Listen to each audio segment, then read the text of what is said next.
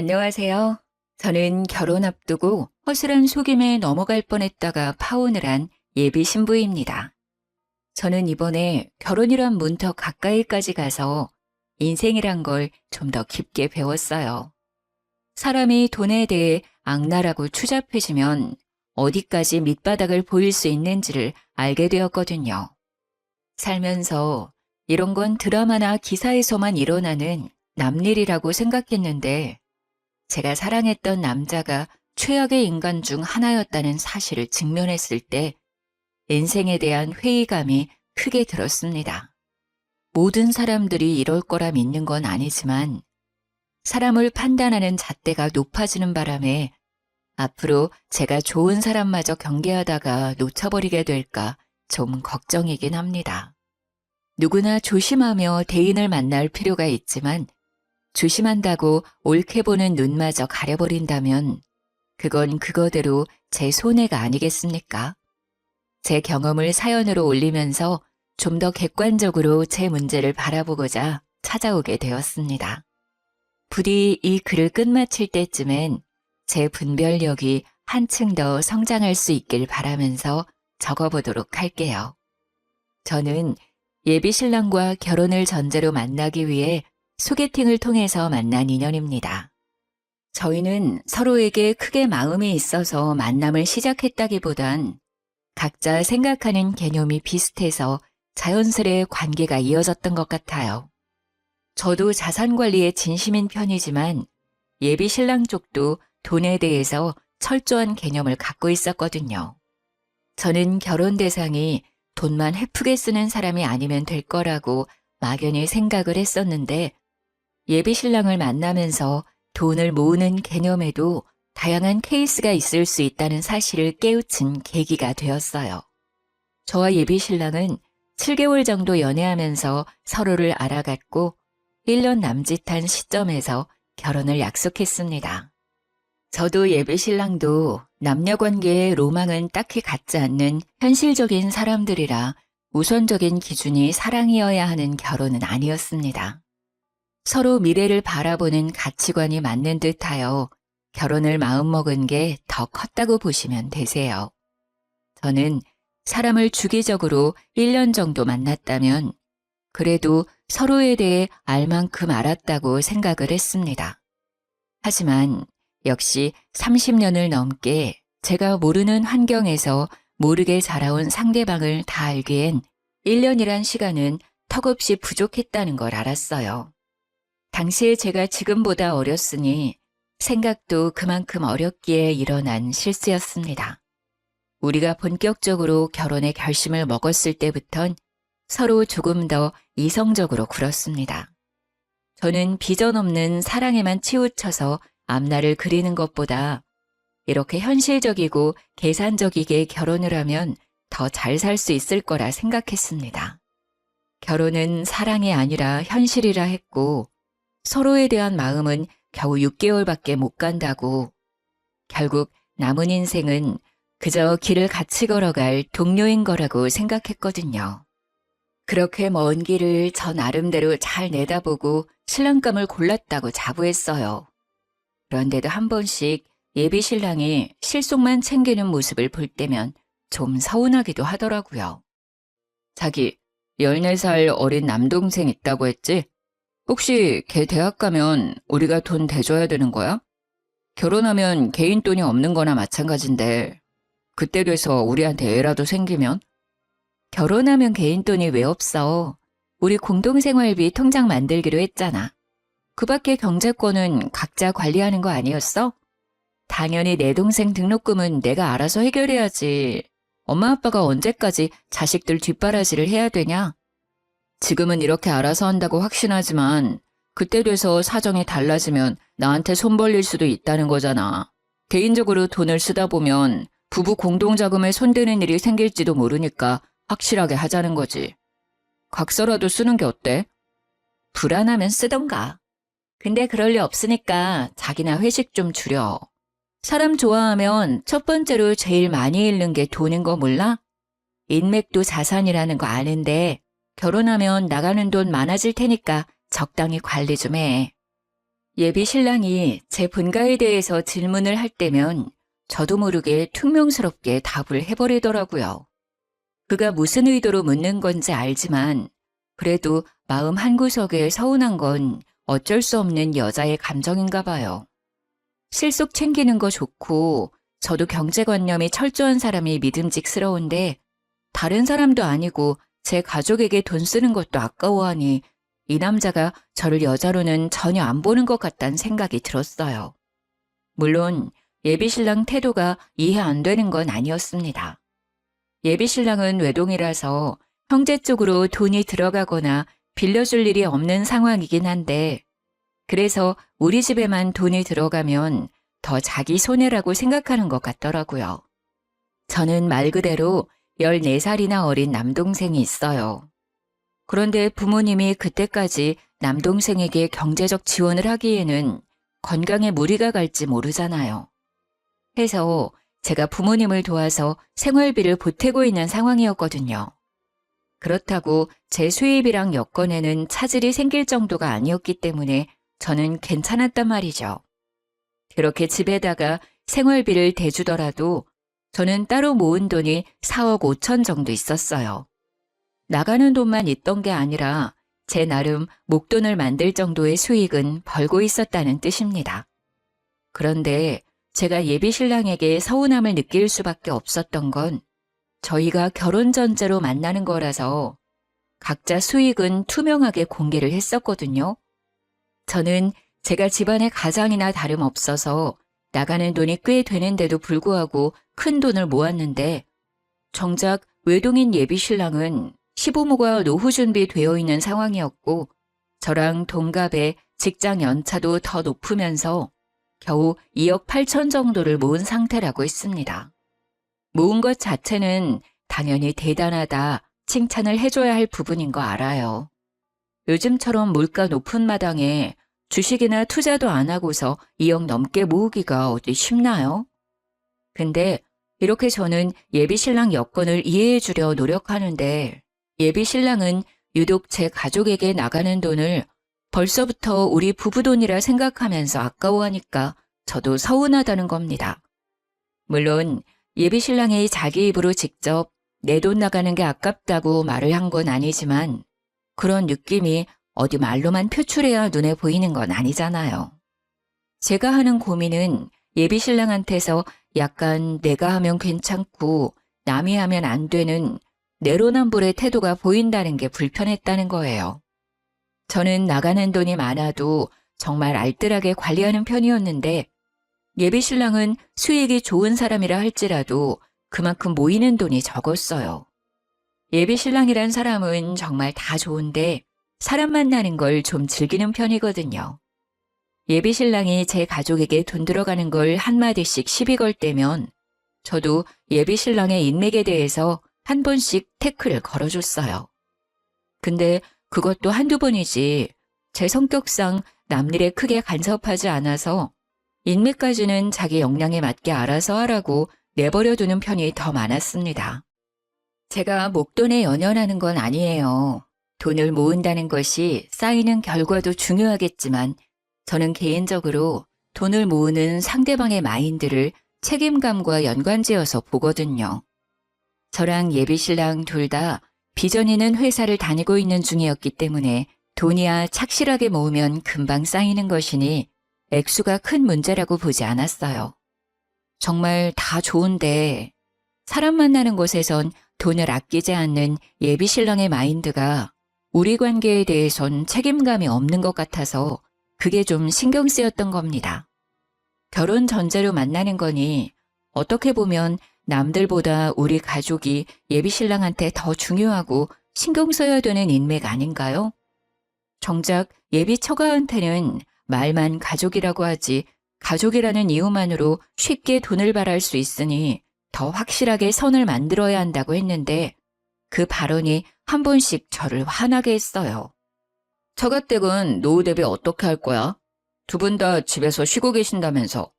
나중에 뭐 우리한테 손 벌리거나 얹혀 살겠다는 둥 그런 건 아니겠지? 뭐? 말을 해도 꼭 그렇게 서운하게 해야 돼?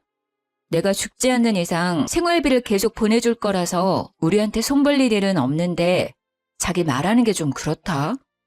우리 엄마 아빠가 어려우면 내 도움 좀 받을 수 있는 거 아니야?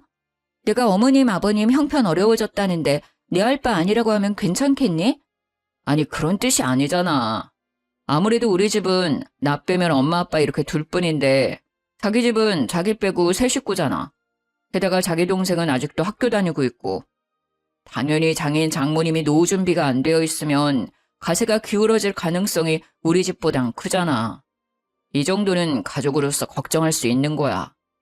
제가 굳이 말할 필요가 없어서 제 부모님 형편에 대해 얘기는 안 했는데 저희 쪽은 부모님이 번화가에 건물 하나를 사들여서 병원 시설에 임대를 해주고 있기 때문에 따로 세를 받고 있는 상황이었습니다. 제가 부모님께 생활비로 챙겨드리는 건 자식으로서 부모님에게 해드리고 싶은 효심이었고 도리라고 생각해서 용돈으로 보내는 거였어요. 예비신랑한테 별말 안 했던 건 집에 빚이 있지 않은 이상 부모님 형편은 굳이 말할 필요 없다고 생각했기 때문이죠. 그리고 말해봤자 제가 부모님의 도움을 받고 결혼할 것도 아니라서 부모님의 재력은 제 결혼과 연관이 없다고 판단했었어요. 그런데 예비신랑이 계속 저희 부모님이 백수라서 하도 불안해하는 것 같으니 언젠가는 밝혀질 거 그냥 우리 부모님 건물주라고 상황 설명을 해줬습니다. 그러니까 엄마 아빠가 우리한테 손 벌릴 일은 없어. 사실 내 동생도 부모님이 등록금 대줄 수 있는데 내가 학교 다닐 때는 형편이 어려워서 부모님이 고생 많이 하셨거든. 그래서 동생 등록금만큼은 내가 해결해 주려고 하는 거야. 건물주? 와, 그렇게 중요한 사실을 왜 말 안 했어? 자기 진짜 대단한 집 딸이었구나? 어떻게 그런 대단한 집에 살면서 티를 안 낼 수가 있지? 나 같으면 건물주 부모님 뒀다고 자랑 엄청 했을 것 같은데. 자기야, 이런 건 겸손이 아니야. 자랑할 건 자랑하면서 결혼 상대가 나를 깔보지 못하게 코를 납작하게 만들어야 된다고. 그날 예비신랑이 활짝 웃는 걸 처음 봤다고 해도 과언이 아니었죠. 예비신랑은 그날 하루 종일 저희 부모님 얘기를 하면서 제가 자라온 과정을 궁금해했어요. 저녁 먹으면서 묻는 대로 다 답을 해줬더니 자기가 부잣집 사위라도 된 것 마냥 들떠서는 장인어른 장모님 하면서 보고 싶다고 난리를 치더군요. 그 때문에 저희 관계는 더 돈독해졌습니다. 돈독해질 수밖에 없도록 예비신랑이 제게 많이 노력했어요. 근데 정작 예비신랑이 그렇게 자랑했던 예비 시부모 노후 준비는 제가 아는 내막과는 좀 차이가 있었더라고요. 원래 예비신랑은 예비 시부모가 노후 준비 다 된 상태라서 둘이 알아서 잘 먹고 잘 살 거라고 했거든요. 그런데 예비 시부모는 둘 다 공무원이었던 사람들이라서 당시 퇴직을 하고 소량의 연금을 받고 있다고 했어요. 요즘은 연금이 얼마 안 돼서 그것만으로는 여가 생활을 즐기거나 여행을 즐길 수 있는 여건은 안 되잖아요. 그래서 예비신랑이 한 번씩 기념일만 되면 용돈을 준다고 했습니다. 약간의 용돈만 있으면 굳이 우리한테는 손 벌리지 않을 거라고 뒤늦게 저한테 고백하더라고요. 저는 예비신랑이 예비 시부모 노후에 대해 엄청 대단한 자산이라도 있는 것처럼 얘기를 하길래 아예 예비 시부모에게 터치 안 해도 되는 줄 알았습니다. 그런데 기념일마다 용돈을 주고 있었고 예비 시부모가 여행 가고 싶다고 하면 예비신랑이 돈을 보내줘야만 갈 수 있는 상황이라고 하더라고요. 그 말은 지금 우리가 결혼하면 어머님 아버님한테 계속 돈을 줘야 한다는 거네? 그거 자기가 알아서 해결하는 거지? 우리 각자 가족한테는 새 가족 생겼다는 이유로 확실히 선 긋기로 했잖아. 자기 선에서 알아서 하는 건 내가 딱히 간섭 안 할게. 그건 그런데 그래도 이건 상황이 좀 다르지 않나? 우리 부모님이 많은 돈을 바라는 것도 아닐 거고 또 처가 쪽은 부자잖아. 이러면 한쪽이 무조건 치우치게 되는데 자기 입장에서도 좀 그럴걸? 친정은 잘 먹고 잘 사는데 시댁은 손가락 빨고 있다고 생각해봐. 쪽팔리지 않겠어? 자기 웃긴다. 우리 부모님이 백수인 줄 알 때는 기를 쓰고 손에 안 보려고 하더니 까고 보니까 자기 쪽 형편이 안 좋아서 손을 벌리시겠다? 다 형편에 맞게 사는 거지 그런 게 쪽팔릴 문제야? 자기는 우리 부모님 백세라고 했을 때 쪽팔렸나 봐? 아니, 내가 어떻게 처가를 그렇게 생각하겠어. 알았어, 미안해. 내가 좀 팍팍했다는 거 인정할게. 솔직히 우리 집 그렇게 넉넉하지 않은 거 맞아. 그래서 손해보는 거 더 무서워했던 거야. 나도 너희 집 어렵다고 하면 당연히 도와주고 싶지. 그런데 그럴 형편이 안 되는 거 아니까 일부러 자존심 세웠던 거야. 예비 신랑은 그제야 자기의 진심을 실토하면서 자존심을 내려놓았습니다.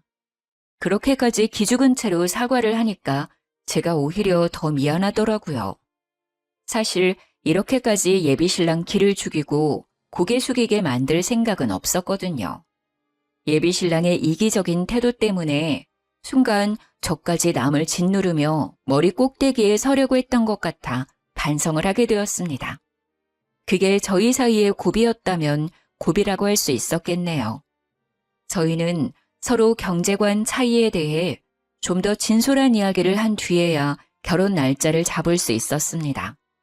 그때만 해도 예비 신랑의 마지막 자존심까지 꺾어봤기 때문에 더 이상 예비 신랑과는 갈등이 없을 줄 알았어요.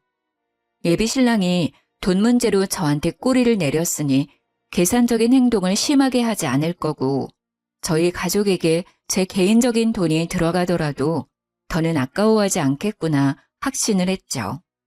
오히려 그렇게 예비 신랑의 밑바닥까지 속 시원하게 터놓으니까 사실 제 마음은 편했습니다. 그래서 결혼을 문제없이 진행하려고 했던 거예요.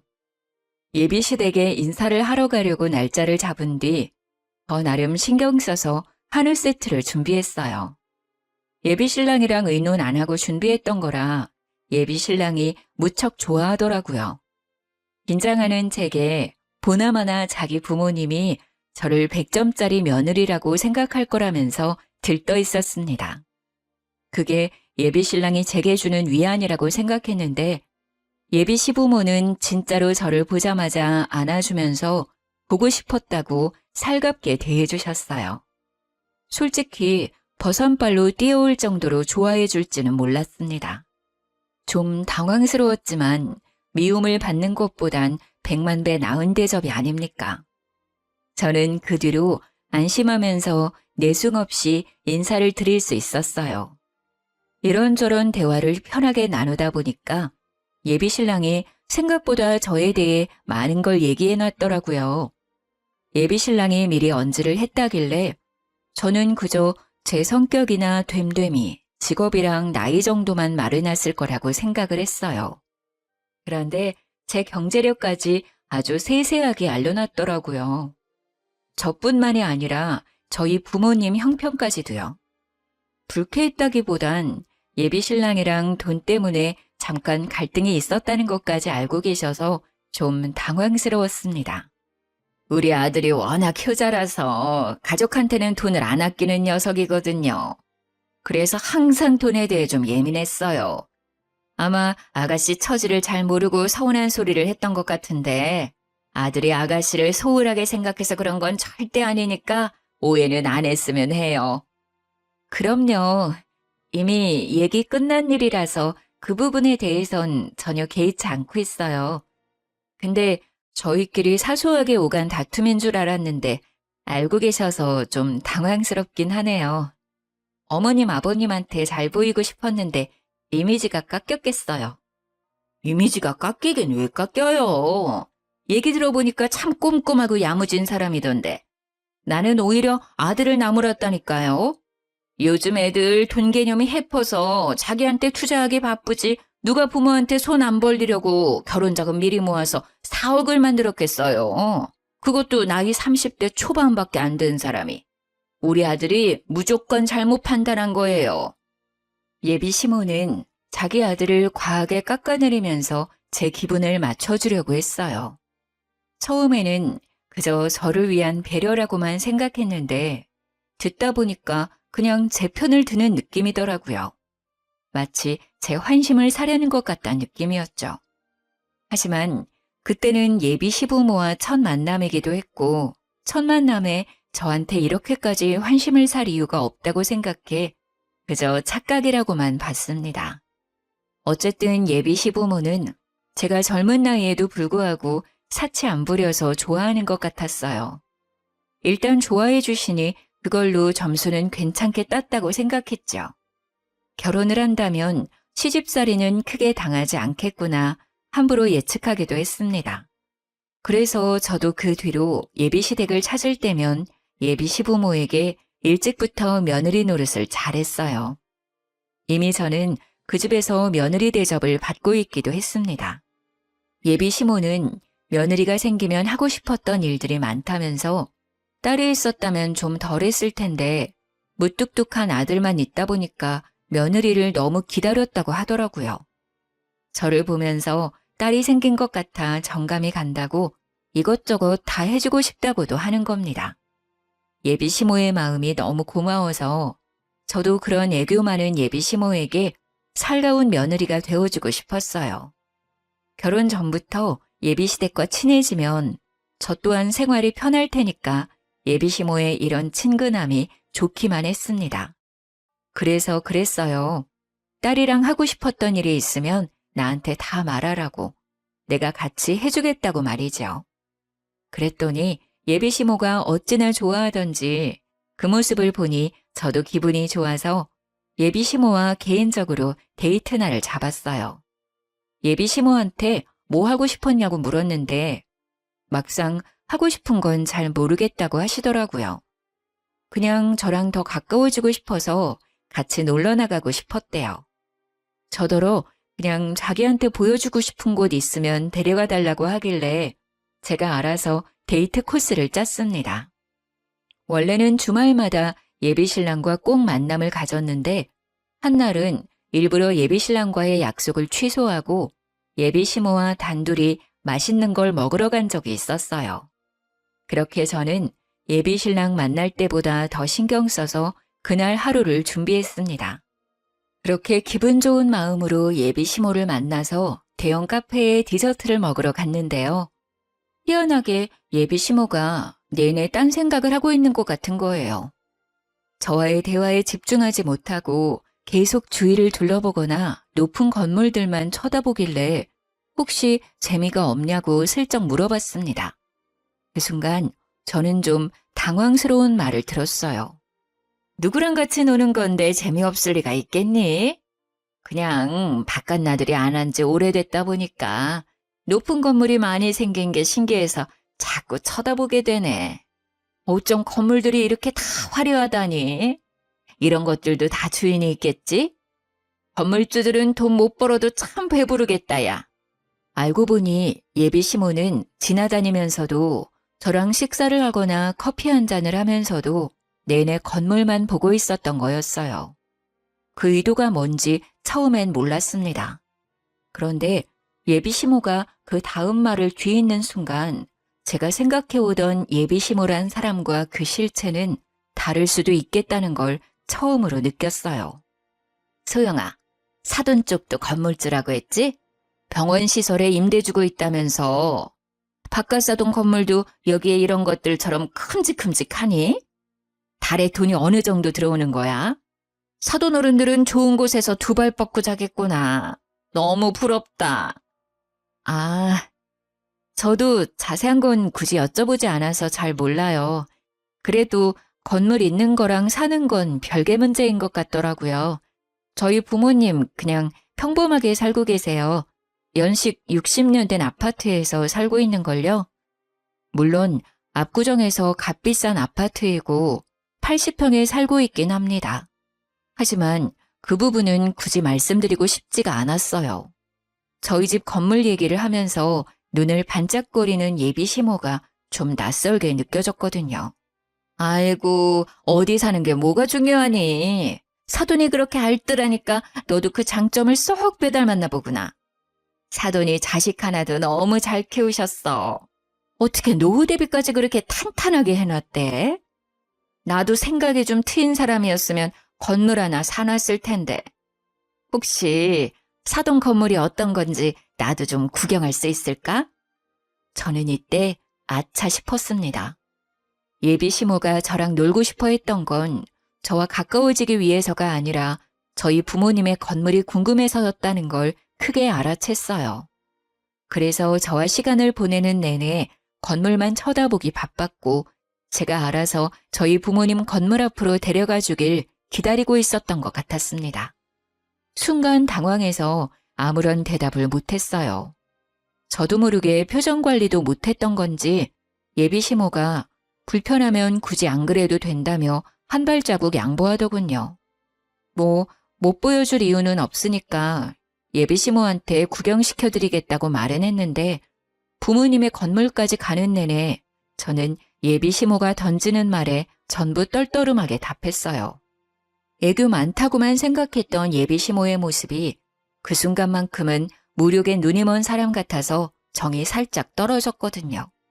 그렇게 도착한 건물 앞에서 예비 시모는 더욱더 가면을 벗었습니다. 사실을 듣기만 했을 때보다 직접 확인했을 때 더 큰 충격과 희열을 느끼지 않습니까?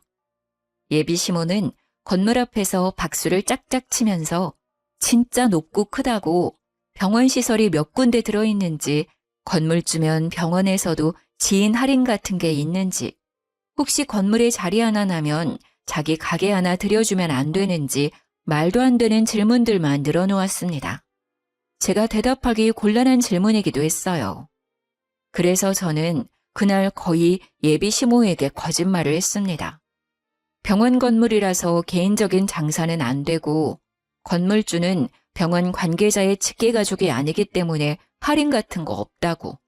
그냥 건물을 갖고만 있는 거고 월세만 받는 거라 아무런 혜택이 없다고 말입니다. 물론 몇 개 대답은 얼추 사실이기도 해요. 건물주한테 병원 할인이 왜 들어가겠어요? 설령 된다고 하더라도 직계가족이 아닌 생판 남이 무슨 권리로 할인을 요구하나요? 어쩌면 건물에 자리 하나쯤은 아빠가 선의를 베풀어 한 자리 내어줄 수는 있겠죠. 하지만 공짜는 안 되죠. 저희 부모님도 건물에서 나오는 새로 먹고 사시는 분들인데요. 예비 시모가 바라는 건 지금 남이 차려놓은 밥상에 숟가락 하나 올리겠다는 심산인 거잖아요. 저 그런 사람들 싫어하거든요. 저희 부모님도 노력 없이 바라기만 하는 사람 혐오하고요. 그런데 그 싫은 짓을 예비 시모가 그날따라 주야장천 해대더라는 겁니다.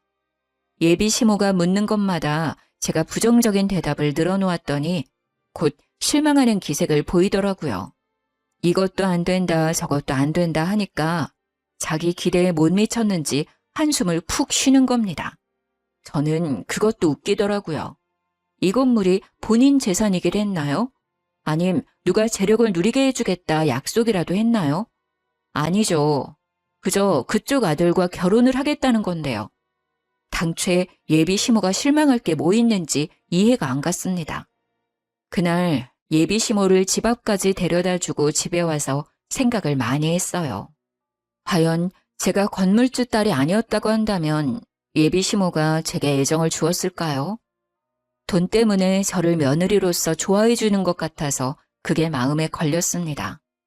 그렇다고 예비 시모가 제게 큰 피해를 준 건 아니라서 예비 신랑한테 확신 있게 따질 수는 없었어요.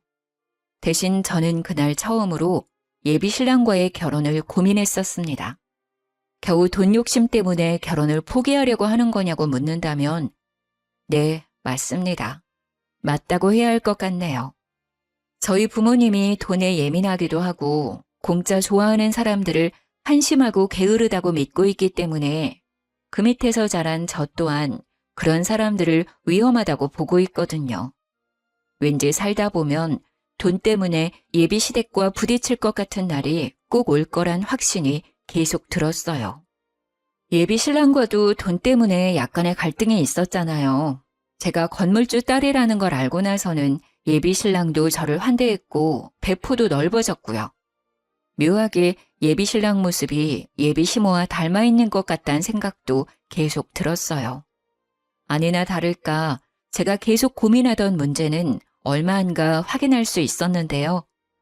주말에 예비 신랑이랑 같이 차를 타고 펜션을 놀러 가고 있었는데요. 잠시 쉴 겸 휴게소에 들렀어요. 예비 신랑이 급하게 화장실을 다녀오느라 차에 휴대폰을 놓고 갔었죠. 그 타이밍에 휴대폰으로 예비 시모한테 전화가 오더라고요. 받을까 말까 하다가 2번 연속 전화가 오길래 한번 받아봤더니 예비 시모 하는 말이 아주 기가 막혔습니다. 아들아, 큰일 났다. 네 아빠가 돈을 준비 못했어. 일단 소영이 살살 구슬려서 소영이 돈으로 결혼하고 나중에 갚겠다고 머리 좀 굴려보면 안 되겠니? 건물주 딸인데 그 정도는 껌이잖아. 처음엔 이게 무슨 말인가 싶었습니다. 예비 신랑이랑 저는 각자 모은 돈을 반반씩 합쳐서 결혼 자금으로 될 예정이었던지라 서로 양가 부모님께 손 벌릴 일은 없었어요. 그래서 예비 시부가 무슨 돈을 왜 준비하고 있었는지 이해 못했고 또 그게 왜 우리 결혼이랑 연관이 되는지도 몰랐어요.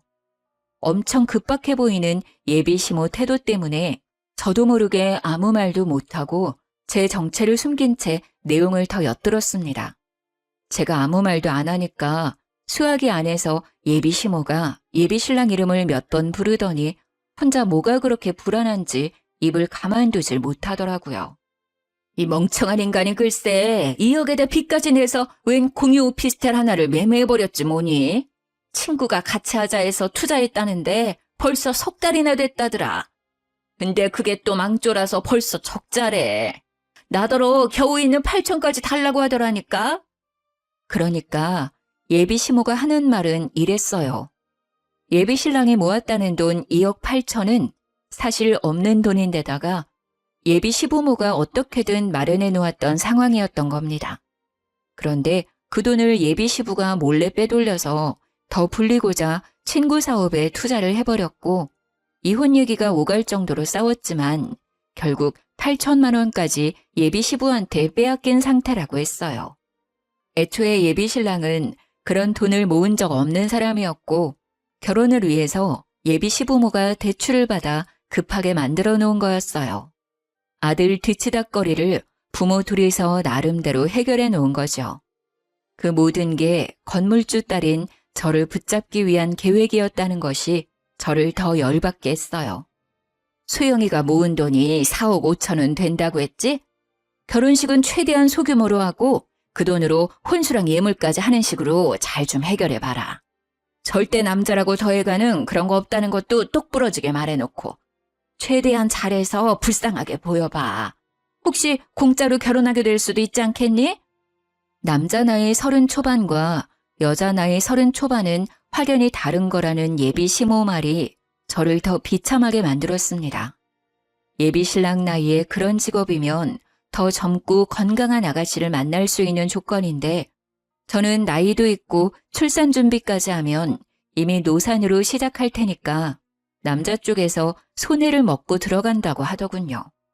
그러니 늙은 여자 데려가 주는 것만으로도 내 입장에선 고맙게 생각해야 된다고 했고 제가 결혼 자금을 더 대는 게 어쩌면 당연한 거라는 이상한 논리를 주장하고 있었어요. 기가 차지 않습니까? 제 앞에선 알랑방귀 뀌면서 어떻게든 제 환심을 사 실체를 숨기기 바쁘더니 제 뒤에서는 예비 신랑이랑 이런 사기 작당을 꾸미고 있었다는 게 웃기잖아요. 당연히 겨우 빙산의 일각을 확인한 셈이겠지만 저는 일단 그 순간에 이미 큰 배신을 느꼈습니다. 제가 결혼을 고민했던 이유에 확신을 가해준 거나 다름없으니까요. 듣다 보니 예비 신랑이 계산적으로 행동하면서 우리 집에 손해보기 싫다는 식으로 말했던 과거들도 머릿속을 스쳐가더군요. 그렇게 피해보긴 싫어하면서 어쩜 남의 돈은 그리도 쉽게 생각하는 건지. 그 부모의 그 자식이지 않습니까? 저희가 그때 당시 이미 내년으로 결혼식장을 예약해 놓은 상태였는데 그 계약금도 예비 신랑이 바빠서 그 돈으로 제가 먼저 예약을 해 놓았거든요. 저는 당연히 예비 신랑 바쁘다니까 그런 줄로만 알았죠. 그 식장 예약마저도 예비 시모가 시켜서 일부러 제 돈만 쓰게 했다는 걸 알았습니다. 아들아, 왜 말이 없어? 답답해 죽겠네. 지금은 우리가 급한 상황이니까 소영이 돈밖엔 답이 없다고 알아들었어? 일단 결혼하는 게 중요하단 말이야. 걔가 우리 집 사람으로 들어오면 돈은 안 갚아도 돼. 식구끼리 무슨 돈을 빌리고 갔겠니? 그 부분은 엄마가 알아서 할 테니까 소영이 도망 못 가게 단단히 잡아라. 네, 어머님. 잘 새겨들었습니다. 하마터면 제가 사기 결혼 당할 뻔했는데 손해보기 전에 싹을 자를 수 있어서 다행이네요. 어머님께서 오두방정 떨면서 해주신 경고는 거지 새끼한테 잘 전해놓을게요. 그동안 제 시간 빼앗긴 건 좀 억울하지만 저 놓쳐주셔서 감사드려요. 수학이 아는 아주 잠잠했습니다. 자기 때문에 계획이 잘못됐다는 걸 알았는지 식겁했나 보더라고요. 그러거나 말거나 저는 전화를 끊어버렸어요. 예비신랑 폰이 잠겨 있어서 녹음 파일을 전송하지 못한 게 아쉬웠는데 그 문제는 그리 어렵지 않게 해결이 되었습니다. 화장실에서 돌아온 예비신랑에게 휴대폰을 건네주면서 좀 열어달라고 했더니 예비신랑이 껄껄 웃으면서 자기는 몰래 바람 피우는 사람 아니라고 스스로 아주 깨끗한 남자라며 흔쾌히 열어주더라고요. 그래서 저는 제게 통화 녹음을 쉽게 보낼 수 있었어요. 전송이 완료된 후로는 폰을 돌려주고 겉옷을 챙겼습니다. 돈이 없으면 없다고 솔직하게 말하지 그랬어. 내가 자기 가족 먹여 살릴 물주인지 몰랐네. 그동안 부모랑 머리 맞대고 우리 집 등골 빼먹을 작당하고 있었던 거야? 어머님 입에 모터 달린 줄 알았잖아. 지금 건물주 딸 놓치게 생겨서 난리가 났던데 얼른 통화해보지 그래? 무슨 소리야? 엄마한테 전화 왔었어? 뭐야, 내 전화 받은 거야? 왜 남의 전화를 함부로 받아? 엄마가 뭐라던데? 아니야, 엄마가 뭐라고 했든 그거 다 엄마 망상이야. 어머님이 내 돈 떼먹고 안 갚을 궁리하고 있던데? 망상도 어쩜 그런 빈대 같은 망상을 한다니? 돈 때문에 아들이 젊은 나이에 나처럼 늙은 여자 만나서 억울하신 것 같더라. 근데 생각을 해봐. 내가 더 엿같지 않겠어? 경제력 좋은 남자랑 결혼할 수 있었는데 너 같은 거지 새끼 만나서 내 돈 다 털릴 뻔했잖아. 얼른 엄마랑 통화하라니까? 우리 지금 파혼하는 거야. 저는 그대로 예비신랑 차에서 내렸습니다. 그리곤 결혼식장 예약한 것이 생각나 문을 닫기 전에 정산을 해줬어요. 들고 있던 아메리카노 뚜껑을 열고는 그대로 예비신랑 차 시트에다 커피를 쏟아줬습니다. 너 때문에 날리게 된 식장 위약금 있잖아. 이걸로 퉁치자. 앞으로는 돈 착실하게 모아서 어린 여자 만나. 멍청한 여자를 꼬셔야 될 거야. 그래야 순순히 돈 내주지 않겠어? 그대로 문을 닫아버렸더니 예비신랑 혼자서 안절부절 난리가 났더군요. 저를 당장 붙잡긴 해야겠는데 차를 두고 갈 순 없고 차 시트는 망가져서 화가 나는데 나와 파혼해버렸으니 무작정 화를 낼 수는 없고 혼자 많이 복잡해 보이길래 그냥 작별 인사하고 저는 친정 부모님께 연락해 휴게소로 데리러 와달라고 부탁했어요. 예비신랑이 이 와중에 자기 차가 먼저라고 생각을 한 것도 대단했습니다. 급하게 핸들을 꺾어 휴게소를 나가버리더라고요. 그날 뒤로 연락이 왔었는데 그 전화를 받지 않고는 대신 녹음 파일을 보내줬어요. 예비신랑한테 네 엄마가 한 소리 직접 들어보라는 말과 함께요. 그러니 쪽팔린 줄은 알았는지 연락이 없더라고요. 그래서 저는 우리가 합의하에 파혼을 했다고 생각했습니다. 결혼식장 예약했던 거랑 결혼 인사드렸던 거 말고는 뭐 특별하게 준비했던 것이 없어서 아쉬울 것도 없더라고요. 예비신랑을 잇는 데는 긴 시간이 걸리지 않았어요. 그런데 제가 좀 끈질긴 거머리 집안을 만났었나 봐요. 요가를 배우면서 마음의 안정을 찾은 지 한두 달이 지났을 때였습니다. 한날 요가 학원을 가던 중 부모님한테서 연락이 왔는데 웬 아줌마가 부모님 건물에서 난동을 부리고 있다는 연락이었어요. 그러면서 자꾸 나를 부르며 찾는다길래 서둘러 쫓아갔더니 세상에나 그 아줌마가 우리 부모님 앞에서 무릎 꿇고 있는 거 아니겠어요? 다 내 탓이니까 제발 우리 아들만 좀 데려가줘요. 절대 속이려고 그랬던 게 아니에요. 건물주 딸이라니까 나도 모르게 욕심이 나서. 우리 애는 내가 시키는 대로만 했을 뿐이에요. 잘못 없으니까 제발 내 아들 좀 받아주세요, 사돈. 나도 사정을 다 들은 사람입니다. 그쪽에서 자기 아드님 아깝다고 우리 딸 돈 빼먹을 생각하지 않았어요? 그런데도 뻔뻔하게 받아달라 무릎을 꿇어요. 우리가 손해보는 장사인 게 눈에 보이는데 누가 아끼는 자식을 그런 집에 보낸답니까? 이미 우리 딸이 그쪽 아들 버린 걸로 알고 있어요. 남의 직장 와서 행패 부리지 말고 당장 돌아가세요.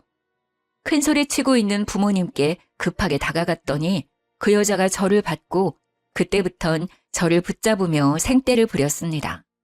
듣자 하니 예비 시부가 투자했던 친구 사업이 그 짧은 기간에 폭삭 망했더라고요.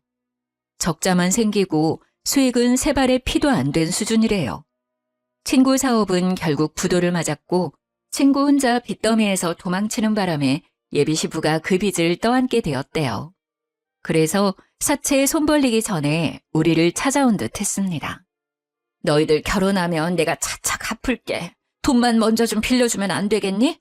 지난번에 했던 통화는 신경 쓸 거 없다. 내가 나이 먹고 헛소리 짓거린 거야. 내가 너처럼 귀한 딸내미를 어떻게 등쳐먹겠어. 네 돈 떼먹을 생각 없었다. 다 갚을 테니까 제발 돈 좀 빌려주라. 아니, 결혼만 좀 해줘. 지금 이게 될 거라고 생각하세요? 더 추한 꼴 당하기 전에 그만하세요. 딱 봐도 문제 있는 집에 누가 희생정신으로 시집을 가겠어요. 요즘은 어린데 건물주 딸인 아가씨들도 많아요. 딴 건물 전전하면서 멍청한 아가씨들 한번 찾아보던가요. 저는 똑똑해서 더는 그 집에 기회 주고 싶은 생각 없거든요. 하필 성형외과가 많았던 우리 건물 주위에는 유독 젊은 사람들이 많았습니다. 그 사람들이 휴대폰으로 예비 시모를 찍고 있었는데 예비 시모는 그걸 뒤늦게 깨달았는지 순식간에 얼굴이 벌개지더라고요. 그럼에도 불구하고 돈이 정말 급하긴 했는지 계속 물고 늘어졌습니다. 아드님 직장 좋으시잖아요. 대출 몇 개 땡겨 받으세요. 결혼시켜서 차차 갚을 생각 마시고 은행이랑 부지런히 얘기를 해봐요. 혹시 알아요? 은행원 아가씨 중에서 건물주 딸이 있을지? 이러고 있을 시간 없어요. 부지런히 발품 팔아야 거지 아들 장가 보낼 텐데요. 그만하고 가지 않으면 경찰 불러서 영업 방해죄로 신고할 거라고 했더니 아줌마는 아예 퍼질러 앉으면서 자기 팔자를 한탄하기 시작했습니다. 얼굴 팔리든지 말든지 포기를 해버렸나 봐요. 저는 할 수 없이 예비 신랑한테 문자를 넣었고 사진을 찍어서 당장 데려가라고 했어요. 1시간 내로 안 오면 경찰에 끌려나가는 수모를 겪게 할 거라고 했습니다. 그랬더니 예비 신랑이 불같이 달려와서 자기 엄마 끌고 사라졌어요. 그게 예비 신랑과의 마지막이었습니다. 그 뒤로는 우연이라도 마주친 적이 없어요. 부모님은 그 사람들 얘기만 나오면 저더러 참 냄새 오래가는 똥 밟았다고 고개를 내젓습니다. 그러고는 결혼 안 해도 상관없으니까 저런 똥은 다신 묻혀오지 말라고 혀를 끌끌 차기도 했어요. 부모님 말씀이 맞아요. 그들은 제게 겨우 똥처럼 더러운 존재였을 뿐입니다. 사랑이란 감정이 조금 부족하더라도 실리가 맞으면 부부가 되어 잘 살 수 있을 거라고 생각했는데 이번 기회를 통해서 제 판단이 오만했다는 걸 깨달았어요. 추구하는 가치가 비슷한 것도 중요하지만 사람 됨됨이가 가장 중요하다는 것을 왜 몰랐는지 모르겠네요. 앞으로 결혼 대상뿐만 아니라 사람을 사귈 때도 인품을 유의해서 볼 수 있는 사람이 되도록 노력해야겠습니다. 제 사연 어떠셨나요? 결혼하기 전에 악연을 끊어낼 수 있어 나름 현명했지 않나요? 좀 더 지혜롭게 해결할 수 있는 방법이 있다면 인생 선배분들이 알려주셨으면 좋겠어요. 너절한 이야기였는데 끝까지 들어주신 분들 너무 감사드립니다. 늘 좋은 일만 가득하셔요.